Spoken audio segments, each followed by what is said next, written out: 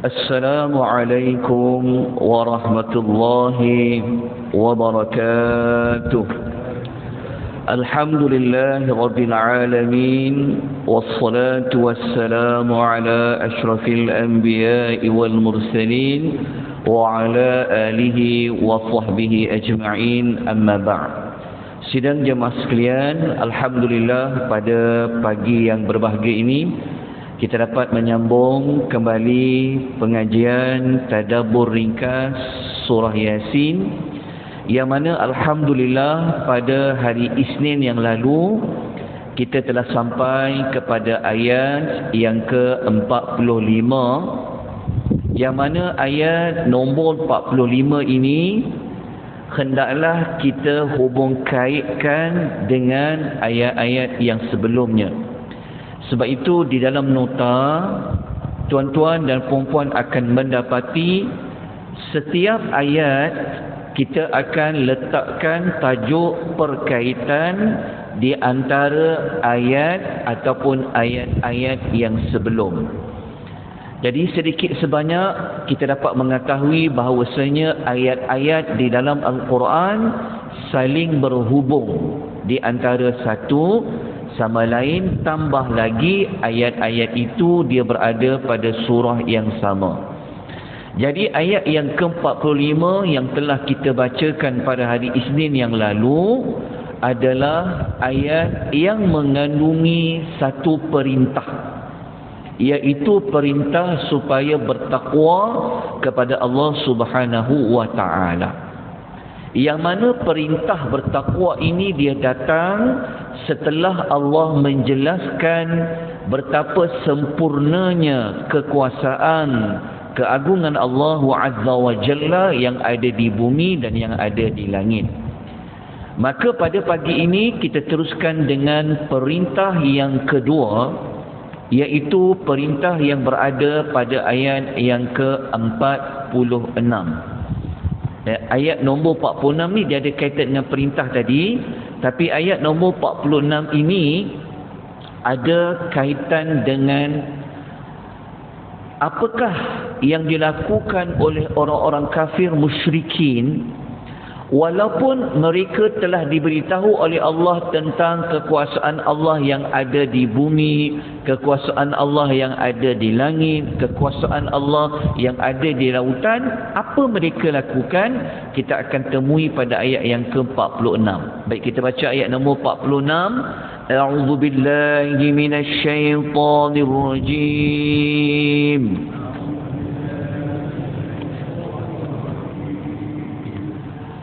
وَمَا تَأْتِيهِمْ مِنْ آيَةٍ مِنْ آيَاتِ رَبِّهِمْ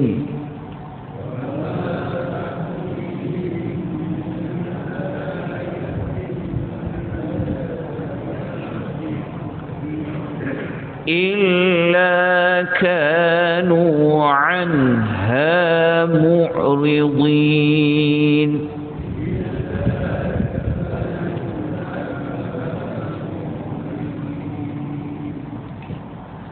Allah menjelaskan kepada kita bahawasanya dan tidak ada sesuatu tanda yang telah sampai daripada kepada mereka dari banyak tanda keesaan Rabb mereka.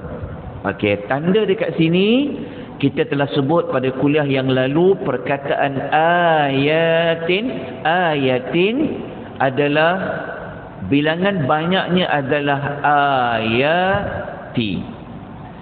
Sebelum ini kita telah jumpa pada ayat bermula ayat 33 sampailah ayat nombor yang kita bincangkan sebelum ini. Allah telah menyebutkan tanda-tanda yang menunjukkan, maksudnya Allah menyebutkan bahawa kalau manusia itu dia tengok perkara tersebut, tanda tersebut, dia pasti akan dapat jawapan. Allah ni wujud, Allah ni berkuasa, Allah ni lah satu-satunya Tuhan yang layak untuk disembah. Tetapi mereka ni dia buat tak kisah saja. Allah kata tak ada mana-mana tanda yang sampai kepada mereka daripada tanda-tanda keesaan Tuhan mereka itu, melainkan mereka selalu berpaling daripada tanda-tanda itu. Baik, apa maksud ayati rabbihim? Kalau tengok nota muka surat yang ke-8, ayati rabbihim ada dua sudut. Sudut yang pertama, ayat ada berkaitan dengan ayat-ayat kauniyah. Ayat-ayat kauniyah ni iaitu ayat-ayat yang Allah menceritakan tentang makhluk-makhluk yang Allah ciptakan. Sebelum ni kita dah jumpa maklumat tentang apa? Ayat-ayat kauniyah ni. Contohnya Allah dah sebut tentang bumi yang mati, Allah sebut tentang perjalanan matahari, Allah sebut tentang bulan, Allah ada sebut tentang lautan. Itulah contoh ayat-ayat kauniyat. Ayat-ayat Tuhan yang kedua merujuk kepada ayat-ayat syar'iyah, iaitu yang berkaitan dengan hukum hakam, perintah yang disampaikan oleh Nabi sallallahu alaihi wasallam. Okey, itu adalah ayat-ayat kauniyah. Okey. Apa maksud berpaling? Apa maksud mu'ridin? Okey, kalau rujuk di dalam nota yang ada di tangan tuan-tuan dan puan-puan, kalimah berpaling bermaksud adalah mereka menolak. Mereka menolak, tidak mahu menerima. Berpaling tu maksudnya mereka tidak mahu menerima hakikat bahawa Tuhan itu hanya satu saja. Tuhan itu Esa. Apa bukti Tuhan tu Esa? Itu yang Allah tunjukkan tanda-tanda tadi. Apabila mereka tidak mahu terima, bermakna mereka kufur dengan ayat-ayat itu. Apabila mereka kufur dengan ayat-ayat ataupun tanda-tanda itu, bermakna mereka kufur dengan Allah Azza wa Jalla. Maknanya berpaling tu mudahnya adalah kalimah lain, mereka menolak, tidak mahu menerima hakikat yang Tuhan itu bukan dua, bukan tiga, tapi Tuhan itu hanyalah satu. Okay. Ada contoh dalam ayat-ayat lain. Saya datangkan dua contoh saja. Contohnya ada dalam surah Yusuf ayat nombor 105. Ayat 105 ni dia berada pada muka surat 248 di dalam Quran. Yang ayat ni Allah sebut tak? Allah sebut, ini contoh ayat lain ya, selain daripada ayat yang kita baca tadi tu. Allah mengatakan yang bermaksud, dan berapa banyak ayat-ayat Allah yang ada di langit dan ayat-ayat Allah yang ada di bumi yang mereka saksikan berulang kali ketika mereka melaluinya. Maksudnya Allah bagi tahu kepada kita bahawasanya tanda Allah itu Esa, dengan dia itu berkuasa, boleh nampak kalau lihat langit, boleh nampak yang ada di bumi. Mereka-mereka yang menolak keesaan Allah ni, mereka yang mensyirikkan Allah ni, sebenarnya mereka nampak, mereka lalu tempat-tempat umat-umat yang Allah binasakan contohnya. Tetapi apa yang Allah kata? Wahum anha mu'ridun. Tetapi mereka tidak mengambil apa yang mereka nampak itu sebagai apa? Pelajaran. Okey. Contoh ayat lain ya, kita tengok dalam suratul Qamar. Dalam suratul Qamar ayat nombor 1 dan 2, ini bukti jelas yang orang Arab Mekah dia nampak bahawa Muhammad ni dia memang seorang rasul. Apa bukti dia? Kita tengok bukti dia adalah dari sudut terbelahnya bulan. Tuan-tuan tahu bahawa pada zaman Nabi, Nabi telah dicabar untuk membuktikan kalau dia betul-betul seorang rasul, bawa bukti, belahlah bulan. Dan memang terbukti depan mata mereka, mereka nampak bulan itu terbelah. Ayat ni menyebutkan, Allah kata dalam suratul Qamar, a'udzubillahi minasyaitonir rajim, bismillahirrahmanirrahim, iqtarabatis saa'ah wanshaqqal qamar. Allah kata saat berlakunya kiamat itu telah dekat dan bulan pun telah terbelah. Dan memang terbukti tuan-tuan, kalau tuan-tuan tengok bulan kita yang ada sekarang ni memang ada bentuk seperti ada belahan. Dan zaman Nabi memang bulan itu terbelah. Mereka nampak bulan itu memang terbelah dua. Tapi apa yang Allah kata? Wa iyarau ayatai yu'ridu. Jika mereka melihat satu ayat, bukti, mereka akan kata apa? Sihrun mustamir. Mereka kata apa? Tak habis-habis Muhammad ni nak buat sihir. Faham tak? Mereka minta nak tengok bukti Muhammad. Kalau kau betul Rasul, kau tunjuk mujizat kau. Maka Nabi Allah bagi izin kepada dia, bulan itu terbelah.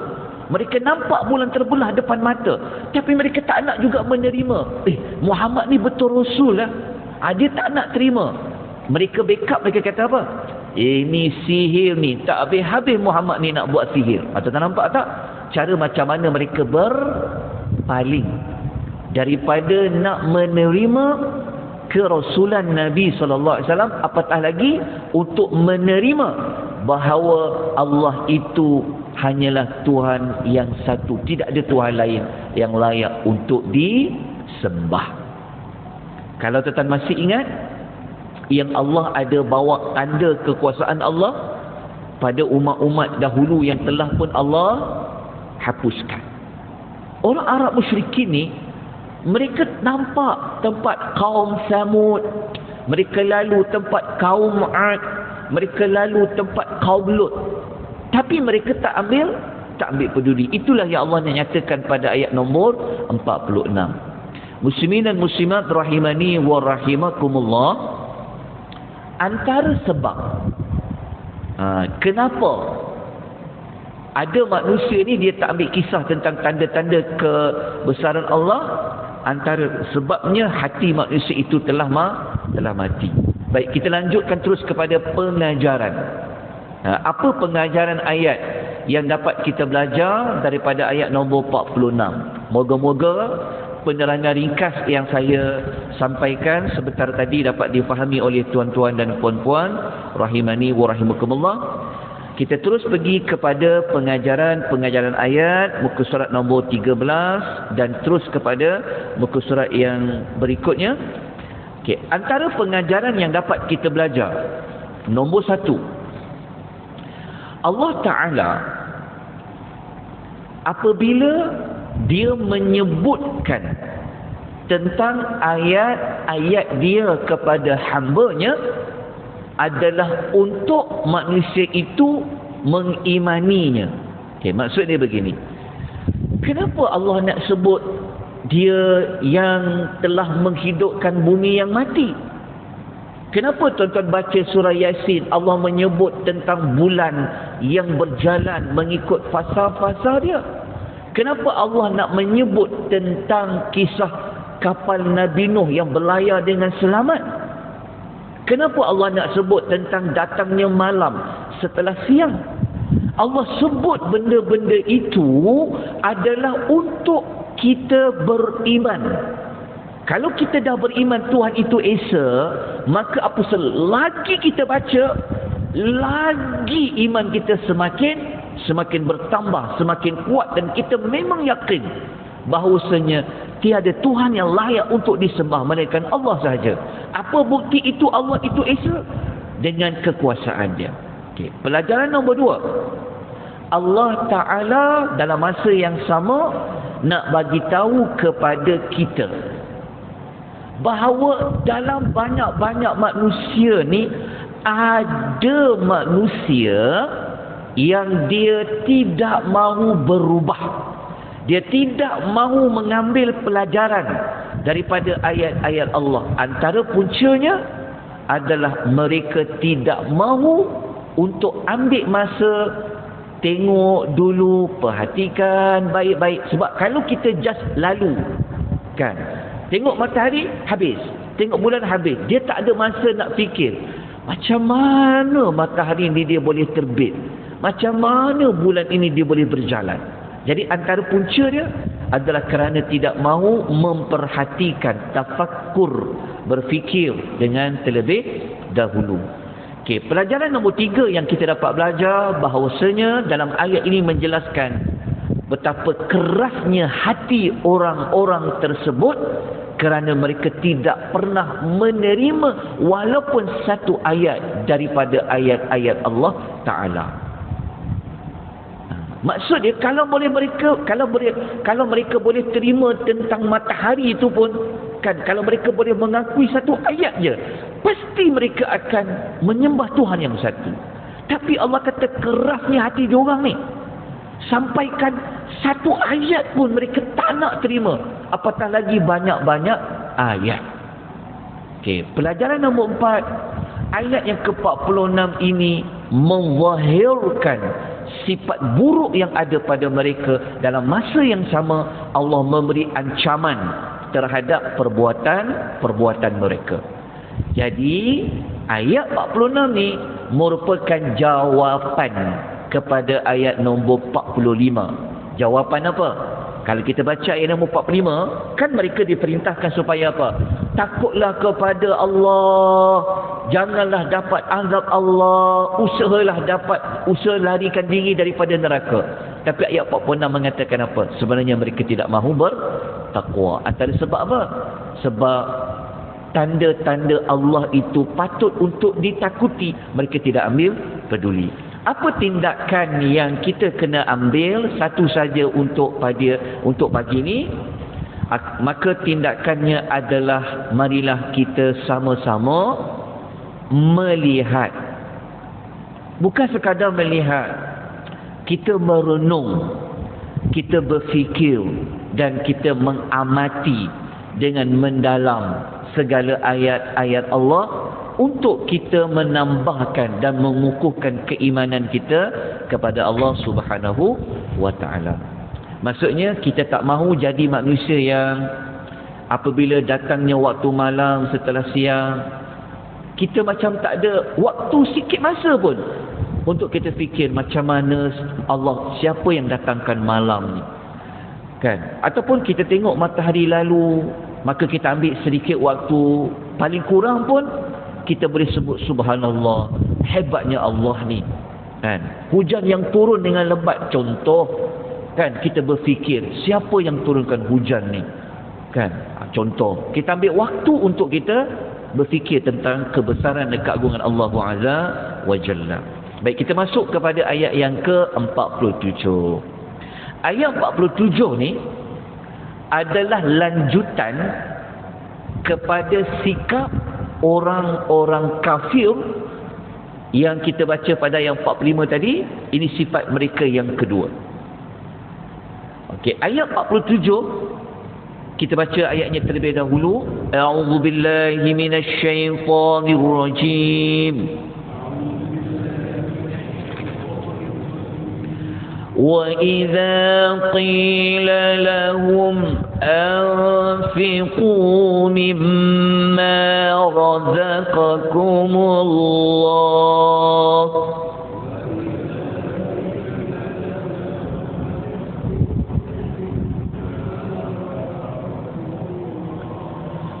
قال الذين كفروا للذين آمنوا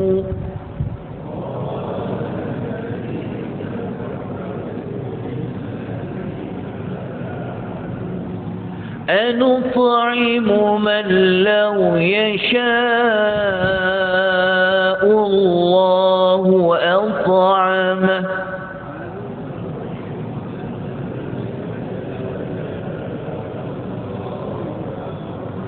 إن أنتم إلا في ضلال مبين.